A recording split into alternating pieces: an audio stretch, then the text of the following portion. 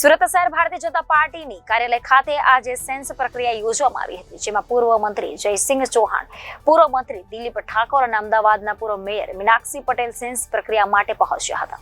તો બીજી તરફ શહેરના પૂર્વ ભાજપ પ્રમુખ નીતિન ભજીયાવાલા, સુરતના ઉદ્યોગપતિ અને ભાજપના કાર્યકર્તા ધીરુ ગજેરા અને શહેર ભાજપ મહામંત્રી મુકેશ દલાલે દાવેદારી નોંધાવી હતી.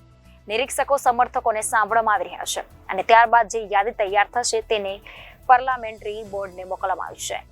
સુરત લોકસભા બેઠક માટે શહેર ભાજપ કાર્યાલય ખાતે સેન્સ પ્રક્રિયા હાથ ધરવામાં આવી છે. સુરતમાં પૂર્વ મંત્રી જયસિંહ ચૌહાણ, પૂર્વ મંત્રી દિલીપ ઠાકોર અને અમદાવાદના પૂર્વ મેયર મીનાક્ષી પટેલ નિરીક્ષક તરીકે સુરત શહેર ભાજપ કાર્યાલય ખાતે પહોંચ્યા હતા.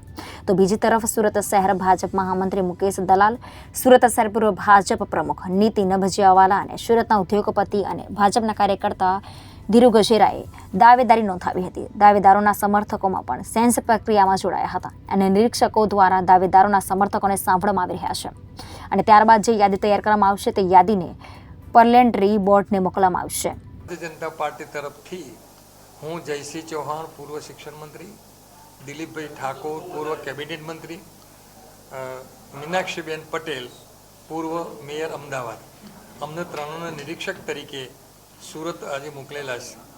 પ્રક્રિયા સેન્સ લેવાની પ્રક્રિયા ચાલુ કરી દીધી છે.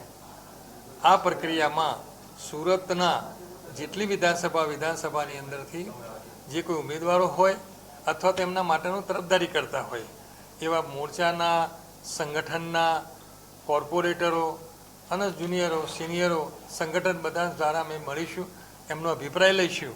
જે કોઈ અભિપ્રાય આવશે એ અમે આવતીકાલે પાર્લામેન્ટરી બોર્ડ જે ગાંધીનગર તરીકે મુકામે મળવાની છે તે અમે આ રજૂઆત ત્યાં કરીશું, એમને આપીશું રિપોર્ટ અમારો અને પછી પાર્ટી જે નક્કી કરે એ કરશે.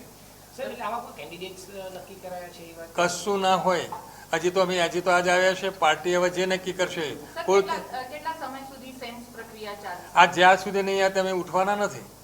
જેટલા આવશે અમને સાંભળીશું. એ બધું પાર્ટીને ખબર, મને નહીં. અમે કાલે આપી દઈશું. પાર્લામેન્ટરી બોર્ડ જે નક્કી કરે એ કેટલા આવશે, કેટલા નહીં આવે, ક્યાં સુધી અમે લઈશું. જ્યાં સુધી જેને રજૂઆત કરવી હશે અમે શાંતિથી સાંભળીશું. Reporter Arvind Rathod, Janadesh news, Surat.